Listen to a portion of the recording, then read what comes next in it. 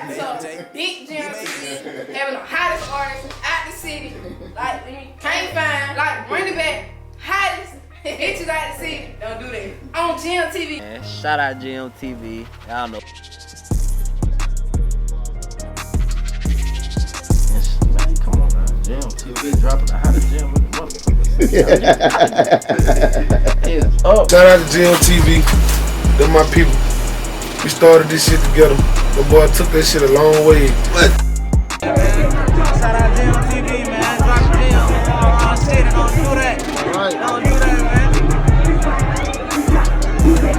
Gym TV, getting y'all the hottest gyms out the city. Yeah, man, this your boy Lil OG, man. Rocking with Gym TV, man. You hear me? Yeah, I need to do that video.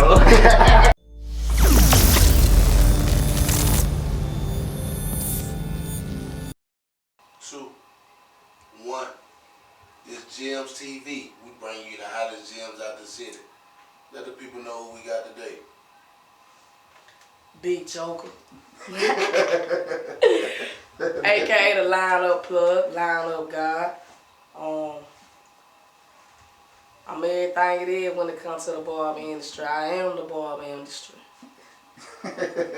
Why you guys have a lineup, Joker? Cause everybody lined up been touched by me. I don't care if I'm your barber or not. If you get on the mobile and you get a haircut, if you ain't got no lineup with a piece of me on it, you ain't got yourself nothing. You ain't got no haircut. Alright, we finna start off from the beginning, Joker. Like, where you grew up at, Joker? Maysville. Maysville. 415 Flint Street to 501 Flint Street. You grew up there your whole life, Joker? For the most part, you can say that I was born on Flint Street. Like I said, I was born at 415 Flint Street. And my mom and dad bought a house when I turned about 2 years old. And they moved a little further across town. They moved to Midtown from Maysville. But my mom and dad, they worked a lot, so I spent the majority of my time on my younger childhood at my godmother's house at 501 Flint Street, 2 doors down. So that's where I be at. So you grew up in a 2-parent household? For the most part, yeah. My mom and daddy, they was married for about 26 years, but by the time I came along, I think they separated when I was about 9. Alright, so how many siblings you have? I got 3. But I'm sorry, I got 2. My mama got 3 kids. You the oldest or the youngest? I'm the baby. I'm the bad-ass baby. I'm the pee-wee. I'm the little, what you call on baby's kid. I'm the one with the stink-ass diaper with the deep voice. Alright, what high school you went to, Joe? Where the real players come from. SS Murphy. Who went to Williams? I wish a nigga would, boy. Like a kitchen cabinet, boy. I'm from Murphy. I thought you went to Shaw 1 year or something. Yeah, no, nothing about no Shaw, baby. I don't know nothing about no Shaw. They don't even know about no Shaw. Shaw gone. You know what I'm saying? Now, I'm from 100 South Carolina Street. Yeah. What kind of person you was in high school? Same person I am now, a clown. A clown. Yep, real big clown. I almost didn't graduate, not because of grades, because I hit a teacher with a sandwich. You hit a teacher with a sandwich? Yep. Mr. Salibi, a.k.a. Mr. Dink, Mr. Pocket Protector, a.k.a. who the fuck got on a tight blue sweater? I said, why you hit the man with a sandwich, though? That nigga wouldn't let me go pee one day. Oh. And ever since then, I've always been on his neck. I had to pee for real, and he thought I was playing. He tried to play me. And ever since then, I felt like you gave me a little bit of static that day, so I'm going to give you static every day I come in your class. So what kind of sandwich was it? A peanut butter jelly sandwich, a ham sandwich? What kind of sandwich? It was one of them hoagie sandwiches that you get out the cafeteria, the one that come in the foil with the little wet ass ham on it with the thick ass cheese. White dude named Slater had brought that mug from the cafeteria into the class. He was sitting in the back of the class, and he just, I don't even know what made me do it that day. I was like, hey bro, let me get that sandwich up out you. You gonna eat that? He was like, nah, you can have it, buddy. And I Some just, I don't know what possessed me to do it. It probably was the devil, but man, I was sitting in the back of the chemistry lab and I just threw it like a Nerf ball and hit him in the chest. I just laid my head down like I had been asleep the whole time. About 2 weeks later, Miss Wilcox called me to the office. She had that same sandwich in a sandwich bag. She was like, "Did you throw this at Mr. Salibi?" I was like, "No, ma'am." So somebody told on you. But they told like one. They couldn't wait to tell. Alright. Probably the same one that gave me the sandwich told. Alright, so you was a troublemaker back then. No, I ain't gonna say that. Ain't gonna say that? I thought you did a little jail time. I did, but I wasn't trying to make no trouble though.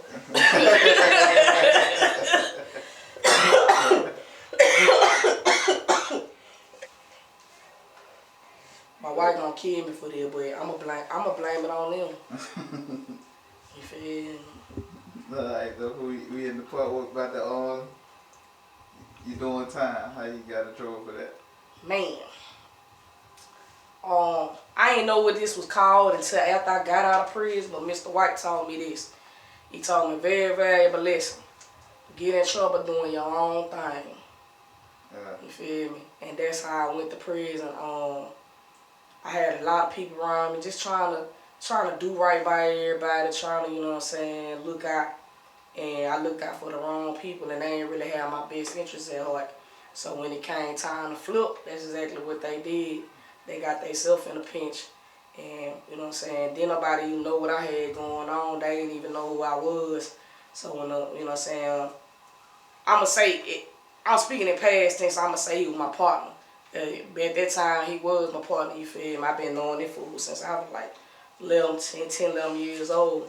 But when it came time for him to stand on his own 10, shit, buddy came up short. I think he got by 8 toes, goddamn.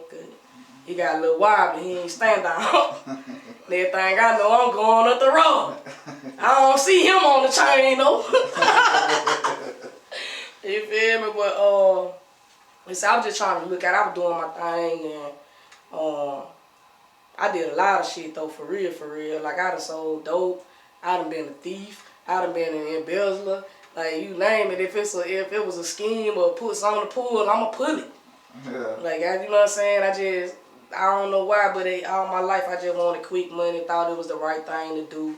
Just trying to get to where I'm getting, and I ain't, you know what I'm saying, it wasn't where it was at. It ain't work out good for me. And how long you did? It sold about 8 years. Oh, you did stay down fair time? Just fed. Oh, just fair time. 8 total. No. You didn't get beat up in that though. So I ain't get beat up. I ain't gonna say I ain't gonna say I never got beat up in prison. I ain't never got beat up. But I ain't gonna tell you I ain't had no fights. Yeah. But you know what I'm saying, when I first got locked up, I was mad at the world. I could, you know what I'm saying, I thought, you know what I'm saying, it's everybody's fault but mine. I couldn't find no fault in the situation for what I had did. But truth be told, had I never broke the law, had I never told nobody, tried to help nobody else, you know what I'm saying, get their money up, then I wouldn't be here, you feel me? So once I realized that I had a part in my situation, in my demise, then it let me view things differently, let me make a change. You feel me? So can't nobody make you break the law but you. So that was the harder part of doing that time? Was it? The hardest part of doing my time was being away from my family. When you be locked up, like matter of fact, let me just go and take it there right quick. Alright, when you locked up, we call it the free world. What's out here in the free world don't even matter. This shit don't exist because you can't see it every motherfucking day, no way. You feel me? So in the beginning, like I said, I did a lot of fighting and a lot of bullshit in the beginning when I got there. So what broke me was, even though we are already in prison, them motherfuckers will lock your ass up inside the prison. You feel me? You already in jail. Now them niggas finna take you basically to the metro. You feel me? Anybody that ever did time before, you know the county is the hardest time it is to do. Cause they don't really let you out. It's a confined spot. Y'all don't go to work. You don't do nothing. You just in a cell all day or you out into the open dorm. So when you get to prison, it's like, alright, I'm you know, I got time to do, but I got stuff to do, and it's a whole nother world, you feel me? So, like I said, when I first got there, by me getting in trouble all the time, they lock my ass up, and they put you in what's called a SHU, the segregated housing unit. So when you get in there, you only allowed to shower 3 days a week, Monday, Wednesday, and Friday. Ain't no baths on Saturday, ain't no bath on Sunday, ain't no church. They spray paint the windows so you can't even see outside on the yard. And 9 times out of 10, unless the SHU is overpopulated, you're going to be in that hole by yourself. So you literally got to talk to yourself. You don't get no phone calls, none of that shit. So you got to talk to yourself. You don't get no snacks, whatever you got that's in your locker, like all your commissary and shit. They don't give you none of that. You don't get to wear your regular uniforms or none of that shit. You get the same funky orange jumpsuit, and you got to wear that whole all fucking week. They let you change your jumpsuit once a week. Not even on shower day, so just once a week, you feel me? So once I figured out, hey, I'm already locked up, I don't really want to be locked up and locked up, I started learning how to follow some motherfucking rules. I learned how to keep my hands off them folks. Shit. You feel me? Like, ain't nothing like being locked up in a cage, but then you inside a cage, and then they throw a smaller cage in that hole, and then they black that bitch out where you can't even see the other puppies in that bitch. Alright, so when you got out, you know what I'm saying, what the first thing you did when you got out of jail? Shit. First day I got out of jail. First day I got out of jail, even though I was out, I ain't had no papers, but I got out on, I don't even know what they call it now, but basically, everybody who get out of prison, who got out of feds at the time, you had to still go down to the probation officer and let them take your DNA. Once you get out of FBOP, they have to take your DNA, so if you ever get caught up in any type of situation, they can automatically identify you and lock your ass back up. So when I got out of prison, you had 24 hours to make it down to Conception Street to turn in your DNA. I ain't have no ride. My mama had to work that day. I walked from Imogene and Florida Street all the way to Dolphin and Conception. And I remember that shit. I remember that shit like it was yesterday, because I ain't never walked that goddamn much a day in my life. And when I got back, like, I was in shape. I was fine when I got out of prison, but I was, he won't see me.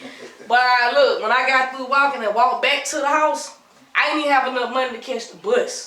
That let you know how down on my dick I was. I ain't even have enough money to catch the wave. And I ain't want to try to wait on nobody to give me no ride or none of that shit, because I ain't want to get locked back up. So shit, I walked my ass down that hill. When I walked back, when I got back, I was walking like a cowboy when I got back, because my drawers had rubbed my leg, goddamn. So, you know what I'm saying? I had my thighs was all chafed up and shit. So, nigga, all shit was wrong when I got back. But I made sure I got my ass down that bitch. You feel me? Like that was real determination. I don't want to go back down that hole no more. Can't flip no light switch in that bitch. But you ever had a stomach virus and you gotta wait in line to take a shit, nigga? That shit serious. Alright, so then you try to find a job out of that, or what happened out of that point? I tried to find a job when nobody hired me because I had a felony, like a new felony. Once they find, I had no job and I had a felony, but it was like, they was cool, you know what I'm saying? People to be alright with it, but you got a felony. Because they say they can't discriminate, but they do. So when they see I got the felony down there, then they ask me what my job history was. Why I ain't got no job history on there, you feel me, for the last whatever years. So then now I got to go through the long story telling them, well, I just got out of prison. Well, when you get out of prison? Well, I got out 2 weeks ago. So they look at you like you ain't shit. Oh, you a convicted felon. I think they looking at you like you gonna steal around them. So they don't even know what you convicted of, you know what I'm saying? And some people, I go to an interview and they'll get off the interview and they just going off into more about what you was locked up for, and they just drilling you or whatever, and then they still ain't finna give you the job. You feel me? Now you done told all this shit, you feel me, trying to word it correctly and be nice and polite because you really need a job. You need this 725 ass hour job. I'm down that bit like right now, nigga, I could write by 8. Why I could make up by 8 bank account because I learned from the Colombians, they be running them checks in the Fed, goddamn. They don't here on the white collar crowd. I could run me about $1 million on some fake bank account while I'm trying to get a job for 725, bitch. But anywho, you feel me? So after all that failed, I went back to what I knew. I had been cutting out when I was young, and I kind of wanted to do it, but I ain't never just take it real seriously. So at that point, I was like, I'm gonna go holler at Mr. White. So you cut hair when you were younger? Yup. Who the first head you messed up? Robert Clovis Nicholson from out the bottom. Oh, That's my boy. That's that baby right there, boy. That's my nigga, boy. I love that boy. RC. he was the first head you messed up? Fucked him up, boy. I got that boy Bart Simpson line. He loved me though, man. That was my only high school boyfriend, boy. But I fucked that nigga head up. Yep. Straight up. So you went to White's, and then how long that process was? I stayed at White's for a year. When I first got there, everybody heard this story before. My mama didn't really want to, she didn't really want to give me the money to do it because she thought for sure I was going to, some kind of way she thought I was going to do the wrong thing with the money and do whatever the fuck I wanted to do. But long story short, Mr. White asked her, he was like, I'll take a chance on her, won't you? And so next thing you know, she writing him another check. And so a year later, he just pulled me to the side and he just talked to me. He just felt like it was different with me.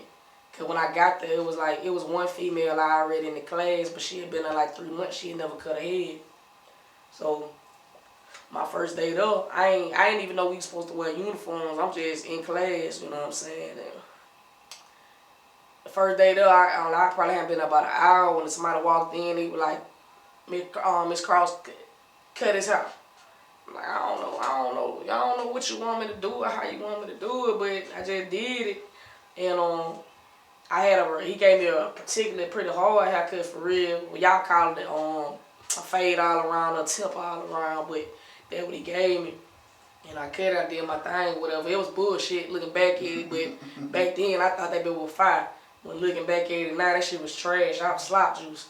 But from that point, he pulled me to the side and he was like, look, you different. And he was like, I mean that in a lot of different ways. And you know what I'm saying, Mr. White kind of got his picks and chooses. He know what he talking about, and we be think he be on the bullshit, but he know who gonna be a superstar and who ain't. And he just know what he know. And at that time, he was 92 years old, so he righteously can't argue with him. He done seen some people come through in his time.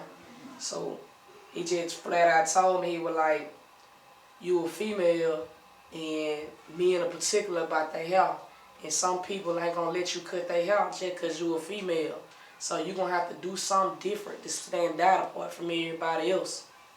He was like, I don't know what it's gonna be, but you gonna have to figure it out. And so before long, we figured out I was faster than everybody else. You feel me? Everybody else, it might take them an hour. I put about 15 minutes on them. Before you know it, I was really good at busting them out with them quick ass haircuts. Yeah. So, and for long, he was like, hey, I was on the beginner side. He made a whole room in the back. I ain't even know the room existed. That motherfucker unlocked the door, cleared that mug out. Hey, this your new room back here. I'm finna make them like back then. He was charging people $6 for me to cut their hair. He made me a $9 side. He had another $9 side, but they was already full in one of them chairs over there. So he made me a spot so he could charge people more money for my haircuts. So he stuck me in the back on shouting. Alright. At that time, you know what I'm saying, men was okay with you cutting their hair, like what, you had some gripes at first when you first started, really? At first, yeah, they didn't want to see it, they weren't studying it, they were like, I ain't trying to let no woman cut my hair. Then they be sitting there waiting on whoever they waiting on, and while they waiting on them, they done seen me cut 2-3 heads. So when they see me cut them 2-3 heads, they seen I had real skill. Next thing you know, they don't want to wait on them no more. And like a lot of my homeboys be like, man, I don't even cut that fuck nigga, man. He ain't want to go to your first place. I be like, that's what you got going on. That ain't got nothing to do with what I got going on. Shit, I'm trying to get this money. Nigga, I ain't got no car. Nigga, I live in the back of my mama's house in a house outside my mama's house. Goddamn, nigga, I'm trying to know. I'm cut anybody come there. But the crazy part about it is though, we wasn't cutting for no money because you ain't make no money at White's. You feel me? They paid Mr. White. We make the money off the tip. So when all them other dudes was like, I wouldn't even cut him after he didn't want to go to you in the first place because you ain't making no money off of it in the first place. I saw something different. I saw that, hey, I got an opportunity to cut some hair.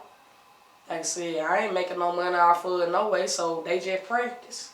But I got a chance to build my skill up, and at the same time, it let me learn how to talk to people and let me learn how to listen to other people and see what they got going on. Because for real, when you come to the barbershop, this a black man, this our counselor. You feel me? This our country club. It's the only place where a black man can really come and be free and be himself and not have to worry about what somebody else think about what you got going on. You feel me? So that allowed me to be able to open my ears and see what's going on and recognize that, you know what I'm saying, it's more than just a haircut to people. That haircut could change somebody's life. Somebody might be going to court that day. They might be going to child support court. They might be going to criminal court. Anything. That might be the first time that man seen his child in 2-3 years. Or he might have been on drugs the last time he seen his child. So you don't know what the haircut gonna do for that man that day. Alright. So what was the first barbershop you actually went to? Like beside after White? Darren White's. Huh?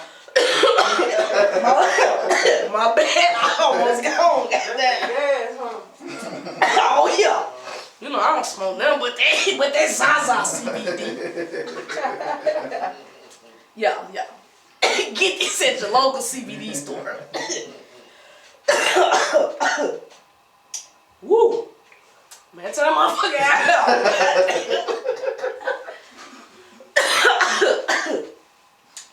Woo. Yeah, she got that water now. You know, motherfucking water, nigga. She gonna have that booster in a minute. Get that motherfucking boost out, man. Alright, what the question was? What barbershop you went to after White? Alright, so, man, I done worked in some of everybody's shop. This finna be the shout out round right here, boy. Alright, so I started my barbershop career during White's. So Mr. White don't approve of you. You ain't supposed to cut in nobody's shop while you at White's because technically that's how he make his money. He feel like if you got time to go to a shop after you get out of here, you could have just stayed here and put in more time to get your license. So he feel like he call it stunt cutting. If you or bootleg, he like if you cutting in the shop and you ain't got no license, you a bootlegger. You not really a barber. You out here imitating a barber, and he don't respect that. So, nevertheless, he don't understand. He was 92 years old. I like girls. Shit, and anybody who never fucks some pussy know getting pussy requires some type of money. I don't care if you buying the pussy, buying clothes to go meet the pussy. Goddamn, you gotta buy weed to smoke with the pussy. Yeah, it's some money involved, period, if you trying to fuck. So, nigga, I need some money. And get what? I just got out of federal prison where I had a bunch of free pussy. So I'm used to fucking. You feel me? So I was like, I gotta get some money. So I started working at Antoine's. Me and Rev, a dude named Rev, he got a barbershop called Quality Cuts on Highway 90 in Tillman's Corner, next door to Papa John's. Me and Rev, he would call me like, hey, my homeboy Antoine got a shop with the woo. His mama teach at Bishop. She teach cosmetology. He ain't got no barbers. Come on, let's get down. Boom, we go over there. Sure enough, Antoine let us in there mud. Antoine got one eye. He got a glass eye. Man, I learned some of the most important things about barbering from a man who can barely see, bro.